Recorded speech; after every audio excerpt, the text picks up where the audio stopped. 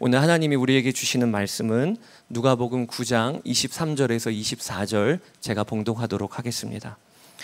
또 무리에게 이르시되 아무든지 나를 따라오려거든 자기를 부인하고 날마다 제 십자가를 지고 나를 따를 것이니라.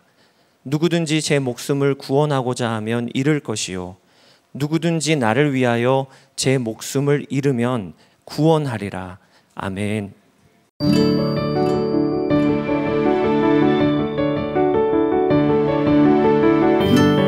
반복되는 죄와 실패, 그로 인한 상처와 깨어진 관계는 정말 큰 어려움이었습니다. 죄가 끊어지지가 않더라고요. 죄를 이기고 싶고 돌이키고 싶었지만 잘 안 됐어요. 잘하고 싶었고 또 사랑하고 싶었고 행복하게 살고 싶었는데 다 실패였습니다. 그 고통과 절망 속에서도 그 죄성이 끌어오르더라고요. 정말 어려웠고 길이 보이지 않았습니다. 하나님은 죄인이던 죄에 빠져있던 저를 말씀으로 찾아오셨습니다. 다니엘서 8장 18절 내가 너를 어루만져 일으켜 세우리라. 그 말씀이 제 안에 들어오자 죄가 떠나갔습니다. 또 신앙생활에 기복이 있고 내 믿음이 왜 아직 이 모양인가 하며 자책하고 실망할 때 그때마다 하나님께서 말씀해 주셨어요. 너는 내 사랑덩어리야. 너는 그리스도의 향기야. 너는 내 아들 예수로 사는 자야. 그 말씀이 믿어졌습니다. 은혜요, 구원이었죠. 참으로 자유하게 되었습니다. 주님이면 충분합니다.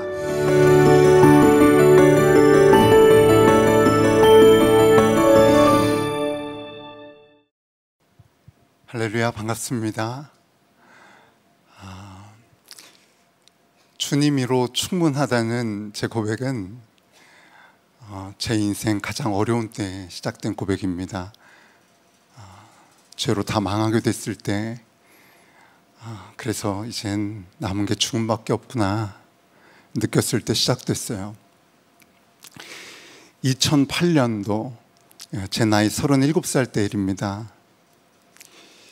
아내의 마지막 부탁이라는 말에 억지로 교회에 나와서 본당 맨 뒤편에 앉았다가 광고 시간 스크린 자막에 올라온 다니엘서 8장 18절 말씀을 보았습니다.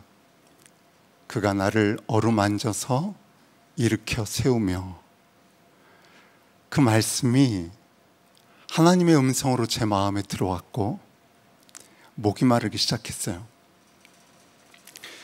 며칠 뒤 연말연시 기도회가 시작되던 날 아침, 아내와 함께 좁은 방바닥에 앉아 찬양을 부르고 기도하다가 회심했습니다. 하나님, 잘못했습니다. 용서해 주세요. 이젠 제멋대로 살지 않을게요. 저는 이미 죽은 목숨과 다름없어요. 이제 말씀대로 순종할게요. 남은 인생을 바칩니다. 그러자 마음에 갈망이 일어났어요. 말씀을 읽고 싶고 예배를 드리고 싶고 기도하고 싶어서 어쩔 수가 없었습니다.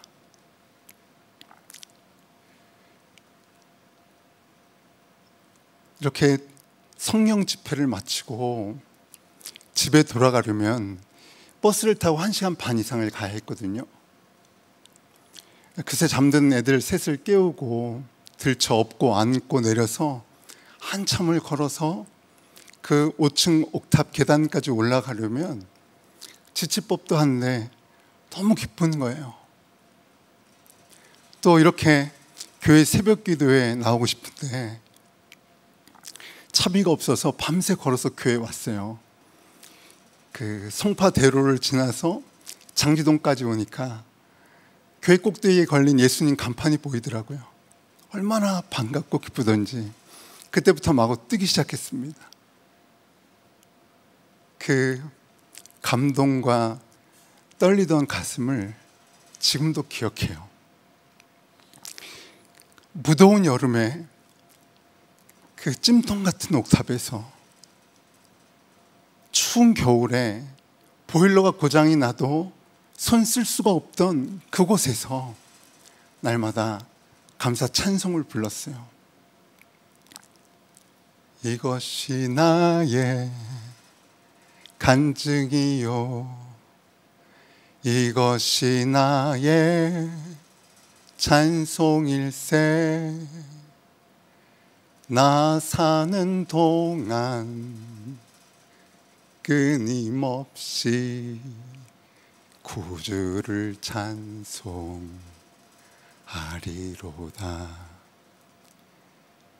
주 안의 기쁨 누림으로 마음의 풍랑이 잔잔하니 세상과 나는 간 곳 없고 구속한 주만 보이도다. 그렇게 2년을 살다가 교회 전도국 간사가 됐습니다. 죄에 빠져있던, 실패하던 저를 교회가 받아주신 거죠. 삶이 많이 바뀌고 행복했는데요, 그런데 여러분, 부족한 게 있었어요. 찬양할 때는 기쁘고 전도할 때는 충만한데 집에 가면 아이들과 아내 모습에 흔들리는 거예요. 힘든 일이 생기고 이해 안 되는 일이 있고, 난 왜 아직도 이 모양인가, 저 사람은 왜 아직 저런가, 계속 부족한 거예요. 그러면서 그래, 이렇게 사는 거지, 그러니까 은혜지, 죄인이니까 그런 거지, 그러니까 겸손한 거지, 그렇게 생각하며 살았어요. 그러던 2011년 교회가 추천한 감리교 영성 훈련에 참여했다가 제게 큰 각성이 있었습니다. 3박 4일 동안 하나님께서 말씀해 주셨어요. 너는 내 사랑 덩어리야. 저는 쇳덩어리인 줄 알았거든요. 쇳덩어리인데 하나님의 은혜로 죄와 싸우며 근근히 버티며 사는 게 신앙생활의 전부인 줄 알았어요. 그런데 아니었습니다. 저는 하나님의 사랑으로 하나님의 사랑 덩어리가 된 것이었어요. 예수 그리스도를 통하여 예수님께 속한 가지, 예수님께 붙은 가지가 된 것이었어요. 아, 내가 하나님의 사랑 덩어리구나. 예수님께 붙은 가지, 하나님의 자녀구나. 믿어졌습니다. 그 믿음, 그 확신, 그 하나님의 사랑과 말씀에 대한 순종이 제 삶을 또다시 새롭게 했어요. 판단과 정죄가 그쳤습니다. 집에서 PC게임에 빠져있는 아들을 보는 제 눈이 바뀌었어요. 비좁고 누추한 집을 보는 눈이 바뀌었어요. 나를 보는 눈, 다른 사람을 보는 눈이 바뀌었어요. 저는 사랑이었어요. 사랑이 PC게임을 하고 있는 아들을 보는 거예요. 사랑이 상황과 형편을 보는 거예요. 사랑이 보고, 사랑이 생각하고, 사랑이 말하는 것이었습니다. 모든 게 달라졌어요. 그해 겨울에 전도국에서 봉사위원회로 자리를 옮겼습니다. 봉사위원회 간사가 되고 처음 한 일은 노숙인 무료급식이었어요. 주목자라고 부르죠. 그 주목자분들을 만나면서 제 마음에 주님의 사랑이 더 깊어졌습니다. 처음엔 쉽지 않았어요. 초기라 시설도 열악했고 봉사자도 적었기 때문에 어려웠어요. 하지만 기뻤습니다. 제 안에 계신 주님이 기뻐하셨어요. 사건 사고가 끊이지 않았죠. 밤낮으로 부르는 곳에 가야 했습니다. 병원, 동사무소, 파출소.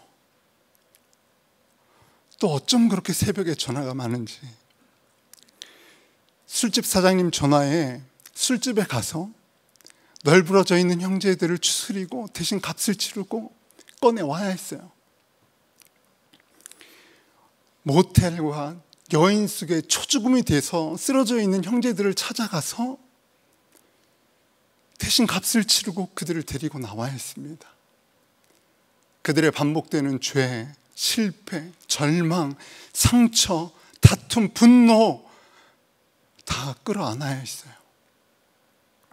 주님께서 저를 안으셨던 것처럼 말이에요. 배가 불러도 그들과 함께 먹어야 했고, 배가 고파도 그들 생각에 참아야 했습니다. 춥게 지내는 형제들이 많으니까 저도 추위에 한벌 옷으로 지내야 했어요. 냄새나는 형제들이 많아서 저도 냄새가 나길 원했어요. 잇몸 연증으로 고생하며 너무 아플 때 그런 형편에 있는 형제들이 너무 많으니까 치료받지 못하고 참아야 했습니다. 결국 이 세계가 빠졌는데요, 정말 행복했어요. 형제들과 함께 생활하면서 어려운 이웃들, 어려운 교우들, 또 어려운 형편에 처한 교회들을 찾아가서 함께 섬겼습니다. 참 귀했어요. 세상에서 실패하고 인정받지 못하던 형제들이 칭찬을 경험하고 자신도 소중한 존재로 쓰임받을 수 있다는 사실을 확인하고 기뻐했어요. 저도 형제들과 함께하는 건 곧 주님과 함께하는 것이라고 느꼈어요. 아무리 고나고 힘들어도 충분했습니다. 죄로 방황할 때도 집에 잘 없었는데 사역할 때도 집에 잘 들어가지 않았습니다. 아내와 아이들 또 부모님에게 못해준 거 투성이에요. 그런데 정말 하나님의 은혜로 아내와 아이들이 저를 참 사랑하고 존경해줘요.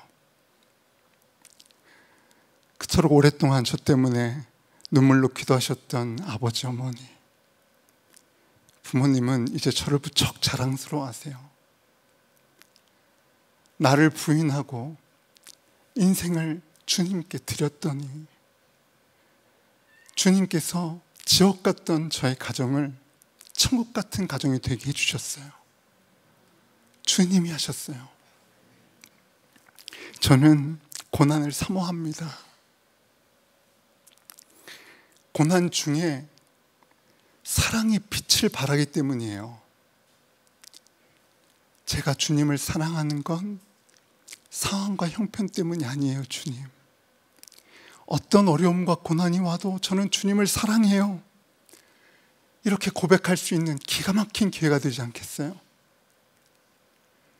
또 예수님이 걸으시는 길이 고난의 길이기 때문입니다. 고난 중에 정말 예수님과 내가 하나구나, 그것을 깊이 이해하고 느낄 수가 있어요. 그리고 이 세상에 많은 사람들, 많은 교우들이 고난과 고통 중에 있기 때문이에요. 그들과 함께하면서 그들을 위로할 수 있다는 건 정말 놀랍고 위대한 일입니다. 2019년에 교회 한 집사님에게 신장을 떼어 이식해드렸습니다. 2020년에는 코로나가 시작하면서 주님께서 주신 말씀에 순종해서 1년간 점심 금식을 했어요. 그해 가을에는 퇴직금을 정산해서 구제헌금을 드렸죠. 지금도 하루하루 만나는 모든 일과 사람에게 정성을 다합니다. 사랑하는 성도 여러분, 비결은 자기 부인이에요. 아무든지 나를 따라오려거든 자기를 부인하고 날마다 제 십자가를 지고 나를 따라야 할 것이다. 누구든지 제 목숨을 구원하고자 하면 잃을 것이요, 누구든지 나를 위하여 제 목숨을 잃으면, 자기를 부인하면 구원하리라. 거듭나지 않은 자에게 구원이 필요하죠. 하지만 거듭난 우리에게도 자기 부인이 필요합니다. 아직도 나는 죄인이라고 그렇게 반복하는 회개가 아니에요. 자기 십자가를 지고 하나님의 사랑이 나를 어떤 존재가 되게 하셨는지,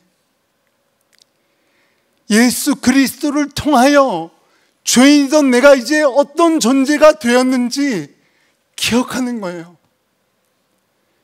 계속해서 밀려오는 사단의 참소와 옛 자아의 흔적들을 부인하세요.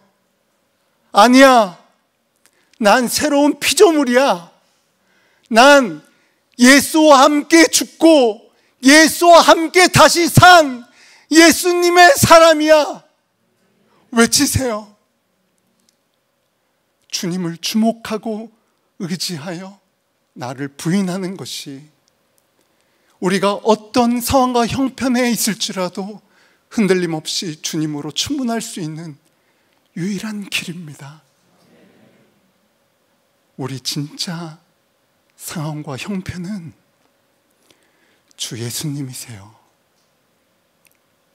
그런즉 누구든지 그리스도 안에 있으면 새로운 피조물이라. 이전 것은 지났으니 보라 새 것이 되었도다. 이미 목욕한 자는 발밖에 씻을 필요가 없다. 너희 온 몸이 깨끗하다. 누구든지 그리스도와 합하기 위하여 세례를 받은 자는 그리스도로 옷 입었느니라. 아멘입니다. 베드로전서 4장 11절. 만일 누가 말하려면 하나님의 말씀을 하는 것 같이 하고, 누가 봉사하려면 하나님이 공급하시는 힘으로 하는 것 같이 하라. 이는 범사에 예수 그리스도로 말미암아 우리 하나님 아버지께서 영광을 받으시게 하려 함이니 그에게 영광과 권능이 세세 무궁토록 있느니라. 사랑하는 성도 여러분, 주님으로 충분하지 않으세요? 여러분 마음 안에 이미 계신 예수님을 주목하세요. 성령 하나님, 우리 주 예수 그리스도를 기억하세요. 나를 부인하고 주님을 주목할 때 우리는 언제나 주님 한 분이면 충분합니다 고백할 수 있습니다. 여러분 모두를 사랑하고 축복합니다. 함께 기도하겠습니다. 우리 앞에 자막을 보시면서 올라온 기도 제목을 다 함께 큰 목소리로 읽겠습니다.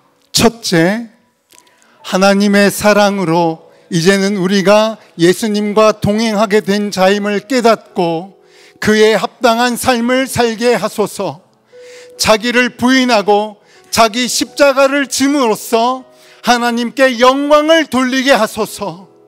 우리의 눈을 여소서. 우리 함께 기도하시겠습니다.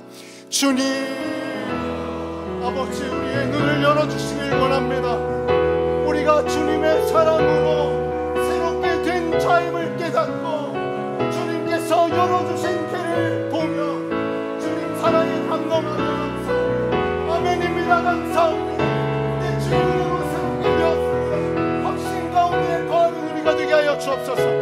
나를 부인하고 주님의 사랑을 받음으로 죄의 십자가를 지고 주님을 의지하여 주님께 영광 돌리는 삶을 살게 하여 주옵소서.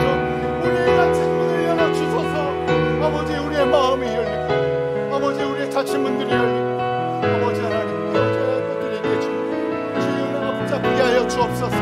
아멘입니다. 주님, 그 주의 십자가의 은혜가 다시 새롭게 하신 은혜가 우리 가운데 넘치게 하여 주옵소서. 확신 가운데 거하게 하여 주옵소서. 주의 말씀대로 믿게 하여 주옵소서. 주만 의지하게 하여 주옵소서. 주만 주목하게 하여 주옵소서. 아멘입니다. 주님, 아멘입니다. 주님, 그렇게 역사하실 오늘도 주의 뜻을 이루실 주님을 찬양합니다. 주님, 아멘입니다. 두 번째 기도 제목입니다. 우리 안에 예수께서 사심으로 이제 우리를 통해 가정과 일터와 교회와 나라와 민족과 열방이 회복되리라 믿음으로 선포하며 날마다 순간마다 믿음으로 살게 하소서. 다 함께 우리 아버지 한번 부르시고 기도하겠습니다. 아버지,